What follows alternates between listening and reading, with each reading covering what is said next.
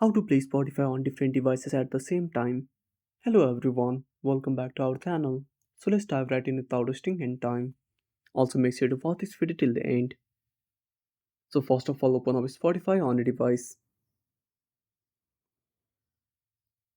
Now first of all make sure to use this feature you must need have a premium account. Then on the premium account find the audio you want to play. Now simply play the audio. Now tap on the music.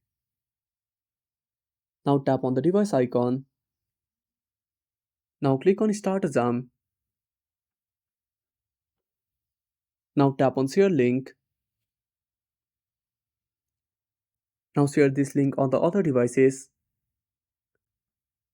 Now open up this link to start music on the different devices at the same time. And that's it. Thanks for watching. Make sure to subscribe our channel and hit the bell icon. See you in the next video.